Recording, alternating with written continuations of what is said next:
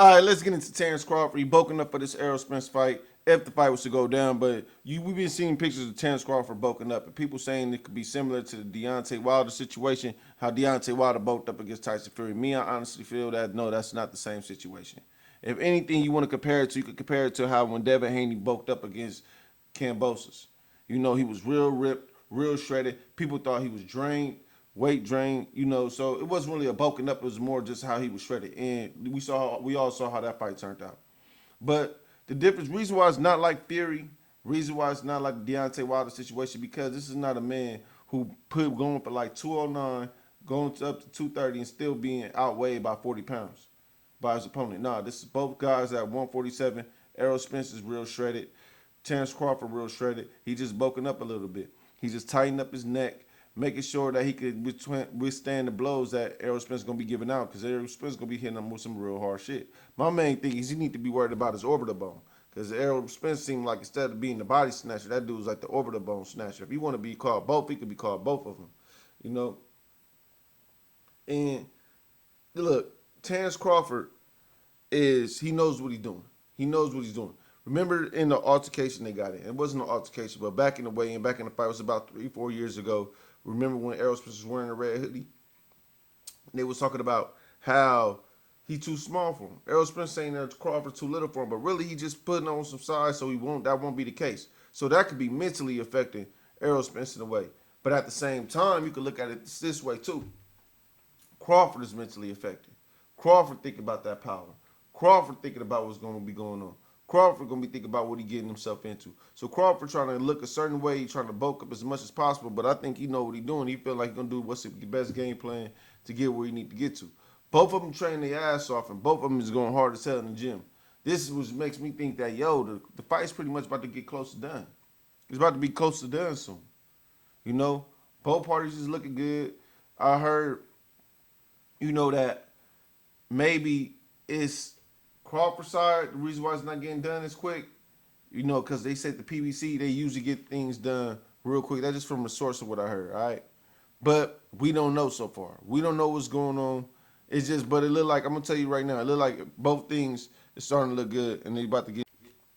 So, look, the thing is, Crawford going to have to pull a rabbit out the hat in this fight. Crawford going to have to show more heart than he ever did, and I believe he got the heart to do it. To take Errol Spence out, man. They fought the same opponents. They done got down with the same. They cleared out the division, and he gonna have to bring out the complete dog to take Errol Spence out. All right. But the bulking up thing that Terence Crawford was doing, what he's doing right now, how he looking, the muscles, that ain't nothing even to worry about, man.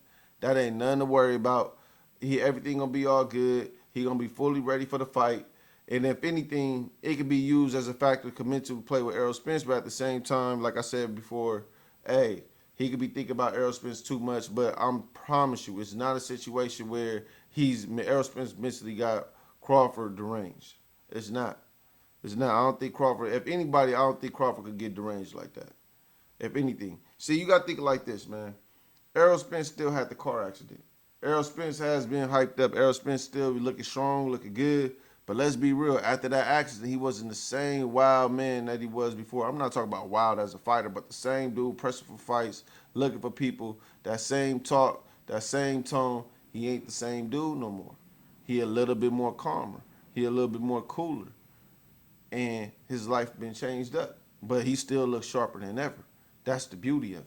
He still looks sharper than ever, but he did have that detached retina. Don't forget about that. So think about Crawford hitting him in his eye when he had that detached retina. Think about how Errol Spence looked with Dennis Ugas when he made that mistake of the mouthpiece getting knocked out of his mouth. No, my bad. The mouthpiece coming out his mouth, and he stopped looking for it. And he know he wasn't supposed to do nothing like that. Then he just getting hit.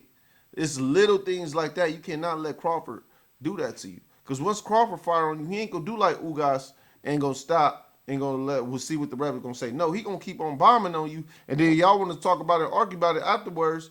Hey, argue about it afterwards. But a win is a win. At the end of the day, ain't nobody going to remember the win and how it came.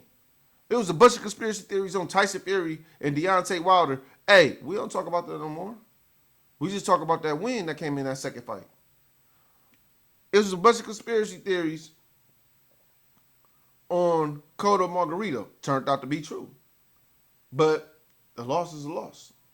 Loss is loss. What do you remember? You remember, you just look at that fight. No matter if you say Margarito cheated or Cotto, fought fair, you look at it 1-1. John Jones, Daniel Cormier. You look at it, you don't think about John Jones beat Daniel Cormier one time. No, you think about John Jones beat Daniel Cormier twice. So that's the whole situation right there, bro. No mistakes can be had like that.